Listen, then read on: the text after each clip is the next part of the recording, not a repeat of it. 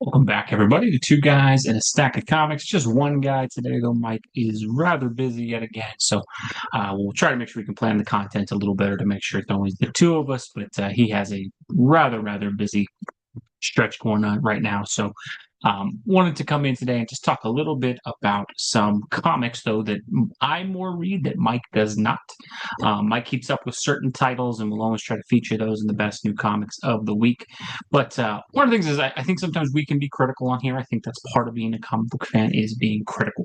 But today what I want to do is spotlight 5 series that I think are maybe being a little bit overlooked. I think sometimes even we don't put them in the best new comics of the week, but I think over time, these 5 series have actually really been solid, reliable reads. And if you haven't checked them out yourself, I think they're at least worth giving a kind of cursory look at to see if you'll enjoy them and spot with those. I do have a 6th one I'll mention. It's kind of a cheat to add it in because it's not in the main continuity, but I do see it not getting quite as much credit as well. So I'll highlight that one at the end. So I kind of want to start with a couple DC comic books that I think have been really solid. That sales numbers and just overall reception of these doesn't quite seem to be what I think it should be for them. And so the first one I'll mention is Superman from Josh Williamson. Now this is about 29 issues in at this point. I think early on this series got a little bit of a bad reputation for some kind of forced events, some weird covers that were out there that looked a little bit weird, and some storylines that just didn't seem to come together. What I will give Josh Williamson credit for, much like his Flash run from a couple years ago with DC Rebirth, the start was a little bit slow, and then he really picked up the pace and kind of tied a lot of threads together. And some of the things that from the beginning you thought weren't really all that interesting, he actually chose a way to wove those in really well to it. And so what I think he has done a great job with this Superman book is he has truly utilized the world of Superman as a character. Now, no question about it, Clark Kent's the main character. He gets the hero moments. It is a Superman book. It's not one of those comics where they're, a Superman and title only, and then you're focusing on a bunch of other characters. But the way that Williamson has found a way to integrate Jimmy Olsen, Lois Lane, Lex Luthor, and Mercy Graves, especially into this book, and really weave a cool tale for these characters being put on a different place in the board, I think is interesting. One of the things is the book's premise was that Lex Luthor was put in jail and he actually turned Luthor Corp over to Superman in kind of this long running plot that he had. And so there's a creation of this thing called Super Corp. And early on, I don't think that landed the best. But I think over time, Williamson actually built that into a pretty cool part of the story. It made it a unique story for Superman that hadn't been done before. And the integration and use of Mercy Graves in the book was really cool as well. I think the Superman book has also had really good art from start to finish on it. There's been a couple issues as to be expected with a book that's over 25 issues. But I think overall they've drawn a suitably cool Clark Kent. It's a fun Superman book. And I think that's one of the things that I have really enjoyed about it is Superman's book for a while just kind of felt boring. I think the New 52 weirdly did put a lot of energy into the Superman books because they were so different. But for a while, his books just sort of felt stale. There was that really cool portion of Rebirth where they had him with Jonathan Kent and Lois Lane, and that was really well done. And then it kind of lost steam when Bendis took over. And so, what I think Josh Williamson has done is he's made this a fun book to read again. I think if you like Superman quite a bit, or if the movie kind of energized you where you want to read some more Superman tales, I think it's friendly enough to somebody who's never read Superman before or isn't 100% ingrained in the mythology that you can pick up a lot of it. While at the same time, if you're a longtime Superman fan, it's got some interesting wrinkles that add it and make it different. So I think it's a series that's worth checking out. There are a couple trades of it already. It is a little bit far in, about 20 or so issues at this point, but I do think that's been an underrated book that is worth checking out. Second one that I wanted to kind of highlight, a book that I think is doing really well, and again, that I think kind of got off to a little bit of a boring start that has rapidly picked up, and that's Jeremy Adams' Aquaman book. Now, John Timms is on the art on this book. I think he's been fantastic on this. What I will say is I loved the first issue, and then issue 2 and 3 were a little slow for me. What I will say is, as this book is about 8 issues in, the last issues from about 4 through 8 have all been fantastic. And where I want to give Jeremy Adams a lot of credit, I think he is the modern day Jeff Johns for DC in terms of Johns has kind of gone his own way with Ghost Machine. What he does really, really well, and he's done this with Green Lantern, he's done this with Flash, and he's doing it again with Aquaman, very similar to how Johns did, is he ties into all the things that you love about Aquaman as a character, but kind of makes it his own. So this has been more of like a mythological sort of take on Aquaman. He's been in like kind of a parallel dimension and world sort of thing.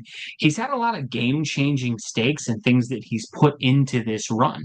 And so what is kind of cool is this feels very unique for Aquaman. It's not a story, if you've read Aquaman before, where you're like, oh, this is just the same as, another run. He's doing something fun and inventive.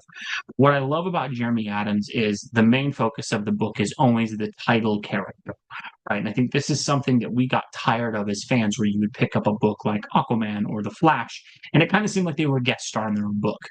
He's done a great job of making this Arthur Curry's journey. You get suitably cool moments from Aquaman captured with great art, and it just feels unique instead of treading old ground, which I think for a character like Aquaman, who doesn't have kind of the established fan base of a Batman or a Superman or a Spider-Man, I think that's a risk, but I think it's actually paid off, and it's what you need to do for a character like Aquaman. While I don't think it's as good as Peter David's run on Aquaman, which is one of my favorite, it does remind me a little bit of that. And that Peter David kind of did a lot of game-changing things with it. And I think that's what Jeremy Adams is doing. So it makes it an interesting book every month to read. I think those are two DC series that are really worth checking out. Yeah, Aquaman's only about 8 issues in, so a little bit easier to catch up on that one. Superman, I think, from Josh Williamson is another one that's worth checking out as well. I want to pivot to the Marvel books. Mike and I definitely beat up on Marvel quite a bit on the channel, and that there's a lot of things I think Marvel isn't doing well. But I think there's 3 books in continuity that are doing really well, and I'm going to spotlight one that's in an alternate continuity as well. The first one I'll bring up is Moon Knight. Now, Moon Knight's appeared a couple times on Mike and I when we talk about the best new comics of the week. But what's really interesting with this is Jed McKay's been on this book for years. I think one of the reasons it kind of lost some of its steam or its reputation with fans is it's the 3rd volume of his run, and that you originally just had the book called Moon Knight, and then they did this weird pivot called Vengeance of the Moon Knight, and I believe it's now Moon Knight Fist of Khonshu. And I think the book would have aged a lot better had they just kept it 1 volume with 1 consistent issuing. And I think this is one of those things where Marvel's desire to reboot the book constantly has kind of been a pain in the butt. What I will say with this is, look, I think Moon Knight is a character that has so many great runs across the years, whether it's Warren Ellis's run, Jeff Lemire did a great run on the character a couple of years ago. He even had Brian Michael Bendis, who I think kind of took an interesting take on the character, although that was really helped by the Alex Maleev art on his. And you have so many classic stories in the past from like Doug mentioned, Chuck Dixon. The character has a really solid foundation of things that have happened with it. What I like about what Jed McKay has done is, in recent years, before his run, they took some risks and kind of gambles. They gave Moon Knight a kid and did different things that I think didn't land as well with some folks. So what I think has happened with this Moon Knight book with Jed McKay, one is it's really solid art. Alessandro Capuccio, who's doing the great art on Ultimate Wolverine, started the run on the book. It was fantastic. And they've had a couple of other artists that have added since then. But what I love that they've done, it reminds me a little bit of the Conan book they've had in it. They always pick an artist that fits Moon Knight's world. So heavy use of shadows, really cool ways of integrating the costume into it, and suitable action in almost every issue. What I will say that I've loved about Jed McKay's thing is he's done 2 things for Moon Knight's world that I think work really, really well. And your mileage may vary on how much you attach to some of these characters. But he did spend a lot of time building the supporting cast. Now, I don't think that was ever at the expense of Moon Knight, with the exception of when they did kill Moon Knight off for about 10 issues. And I think that was a very weird decision. I think the Vengeance of the Moon Knight arc, where they had the character Shroud occupying the role for 10 issues, it largely just seemed like build up for the Blood Hunt event. And so I know there's a lot of people that got lost with Moon Knight around that time. What I will say is that building team that he put around Moon Knight, with Tigra and 8-Ball and Soldier and a couple of other characters that he's really focused on and added, I think that 10 issues really made you care about that supporting cast and their connection to Moon Knight. And so while that may not be for everybody, I do think that was a decent strategic choice by McKay to kind of extend his run and have you as invested in those side characters as you are in Mark Spector himself. Overall, I think the book is always entertaining. And what I will say Jed McKay does occasionally in this book that's really cool is occasionally he will write an issue that just packs an emotional punch in a way that doesn't happen with most characters. There was a great book a couple months ago focusing on kind of fatherhood and doing the right thing even though you made mistakes. And I thought that was a really well written issue that resonates really well with the characters and actually delivered a little bit of what we used to get out of comics where there was a little bit of a lesson in it as well. And so I think McKay's done a great job overall. Again, is this an amazing run? Is this like something where you need to find all the issues as best you can? No, but I think if you want some solid, reliable, good storytelling, I think he's done a great job for years on the book. And I do think over time that book is going to age really well as it goes on, because I think it's consistently been one of the best comics being released. Other Marvel books I want to spotlight. Red Hulk, Ben Percy's been on this. This book is only 7 issues in. I do believe it is ending with 10, which is sad to see. It has largely all been a tie-in to this One World Under Doom event, and it does appear all 10 issues are going to fit under that. What I will say is you don't actually need to know much about the One World Under Doom book to enjoy this book. All you need to know is that Red Hulk was imprisoned by Doctor Doom, and you're kind of good with the rest of the plot. What I want to say Ben Percy's done a great job is he just really took a simple premise of this. This has been basically a prison break kind of book featuring Red Hulk, Machine Man, and Deathlock. So I think what's been really cool with that is there's been a way that he's integrated a lot of action, a lot of intrigue, some cool usage of the powers. He's set up ways that Red Hulk can only turn into Red Hulk at certain times. And I think that's been really cool how he's done that. Overall, the art's been really good. I think Jeff Shaw was doing the majority of the art early on, and he draws a very suitably menacing Red Hulk. And I think the way that he draws Machine Man and kind of how he has him interact with Deathlock looks really good, which is kind of cool from an artist to see some of those characters like that get some spotlight. The book is fun. It's got a great pace. It doesn't, waste time. It doesn't have decompression and all these different things happening. It just knows that it's a solid action adventure book. And I think you could certainly find a lot of fun in this book. And I think this is one of those books where it's kind of a gem because it's an underappreciated character. Largely, it seems like Red Hulk only got this book because of the tie-in movie, which you kind of see my kid's a huge fan of Red Hulk, which is why there's only stuff of him in the background. But I think overall, it's a really fun and suitable book that has a lot of interesting things going on. I myself wasn't going to pick it up. I largely only picked it up because my kid loves the character and I wanted him to have some comics when he got older to read. But it's been really, really good. And I think it's building to an interesting conclusion with only a couple issues to go. Last Marvel book in the main continuity I'll mention is another one that I think might strike some fans the wrong way, but I think it's actually fixing a couple things that were broken. And so Eddie Brock Carnage is the last book I'm going to bring up. It's 7 issues in. Charles Soule has been the writer on this. There's been various artists. But essentially, this is Dexter, the series with Carnage. Now, why this book works is, look, obviously the pairing of Eddie Brock and Carnage doesn't really work. It shouldn't be a pairing that works. But Marvel made some really weird decisions with Venom, and I think largely broke Venom's universe over the last couple of years. I think one of the things is Donny Cates' run was really, really good, but it changed the game almost too much where the characters became unrecognizable. And then Al Ewing's run after that has just taken the character in some very, very weird direction, even to the point of MJ being Venom. So what I think has been good about this book with Charles Soule, Carnage is acting like Carnage again, and Eddie Brock is at least acting like Eddie Brock again. And so the symbiosis of those two characters, at least you're getting two characters that you love acting like they should be. I think that's one of the things that's cool is Venom always used to be this interesting anti-hero character, and there was just too much effort put into making Eddie Brock's Venom a hero, or I think trying to make him like an Avenger or a Spider-Man ally, and I just think it went too far. Again, I think it was really cool to make that with Flash Thompson. That was a different kind of run, and I think that run's excellent. But what they did with Venom, it just went too far with trying to make him heroic. And so what is cool is, in a way, Eddie Brock using the Carnage symbiote to try to control Carnage by hunting serial killers so that Carnage won't harm any innocent people. I think it actually captures a little bit of what the lethal protector part of Venom used to be.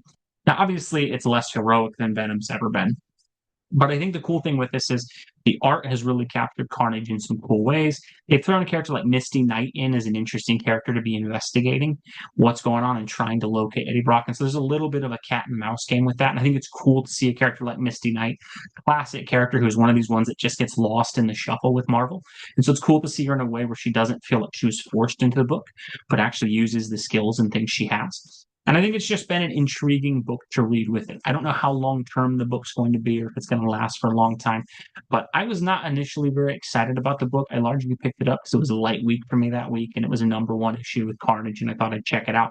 But it's really captured my attention. I think it's fun. I think it's intriguing. And I think if you just want a comic book, it kind of gives you something different while still honoring most of what these characters have been. I think you could find worse books to read.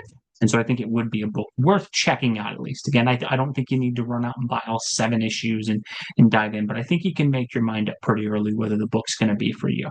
The only piece of the book that I do think is a little bit weird is there's kind of this Carnage being the symbiote trying to take over Eddie's brain. So there are some issues where it focuses on this like mindscape kind of thing for a few panels. Your mileage may vary on how much you enjoy that or not. I do think it's been well written and there's some cool art to it, but I think that may not strike everybody as well. But I think it's a good series worth checking out.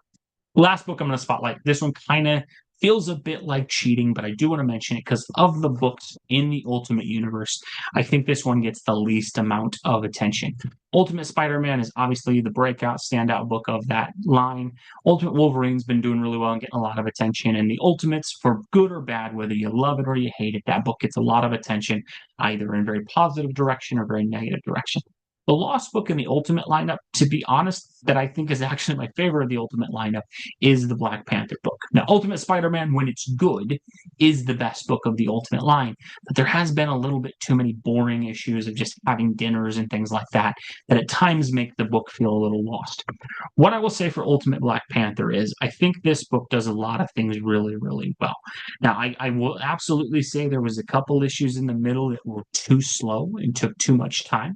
But what I think has been done really well by Brian Hill in this book, one, T'Challa is a character that I think almost more so, other than Steve Rogers and Frank Castle, has just been damaged the last couple of years by Marvel Comics. Now, some of that is because, they benched him because of what the real life tragedy with Boseman, and so there was a tendency to kind of write him differently and put the focus on the world of Wakanda instead of on T'Challa. And the character largely just felt like he was constantly being belittled and put down in his own book.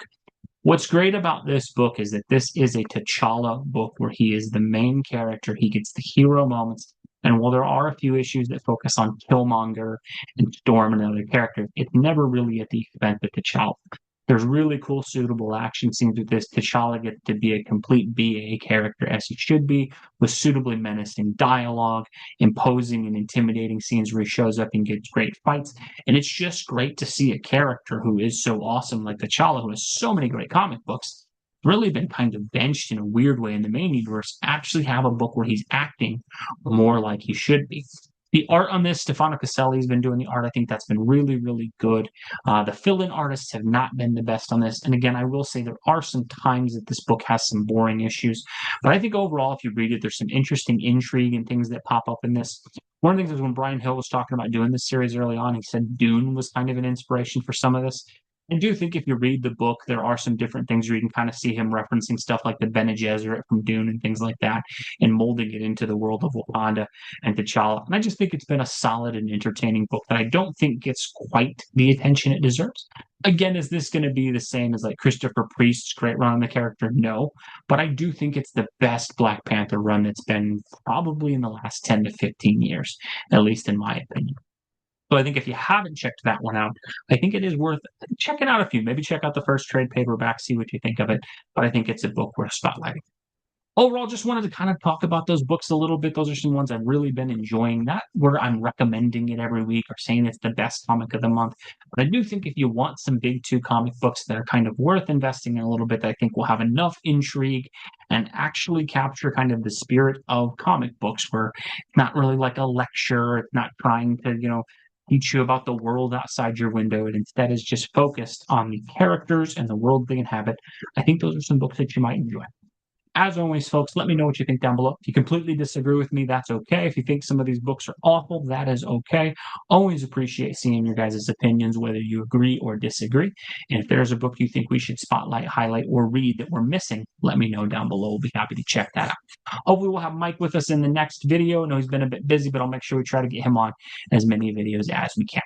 As always, folks, thank you so much for watching. God bless you. You have a great rest of your week.